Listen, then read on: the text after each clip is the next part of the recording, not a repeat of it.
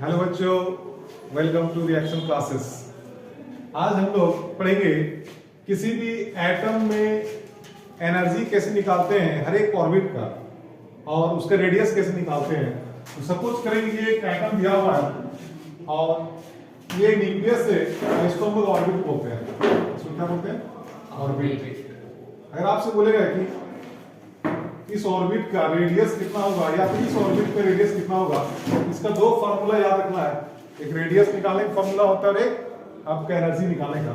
तो रेडियस का फार्मूला होता है R is equal to n square a naught divided by z, where R is called radius of orbit। R को तो क्या बोलते हैं? Radius of orbit. और n जो आपका है वो आपका है ऑर्बिट नंबर, ऑर्बिट नंबर। और z को कहते हैं एटॉमिक नंबर। तो आपको आना चाहिए एटॉमिक नंबर। और a नॉट कांस्टेंट है, इसका वैल्यू होता है 0.53 into 10 to the power minus 10 metre.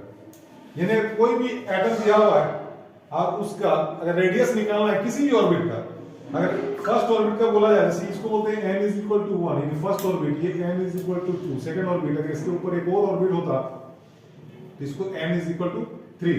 यानी ऑर्बिट को हम लोग डिनोट करते हैं जनरली आपका n से डिनोट करते हैं।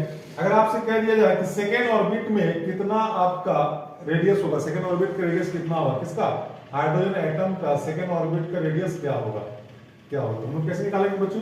तो r को हम लिखेंगे, आपको चूंकि सेकेंड ऑर्बिट दिया है तो n का वैल्यू यहाँ पे 2 पुट करेंगे और r का वैल्यू आपका h यहाँ पे दिया हुआ है। h का मतलब क्या होगा? हाइड्रोजन का एटॉमिक नंबर अगर हम वहां पे लेंगे तो हाइड्रोजन का एटॉमिक नंबर कितना होता है?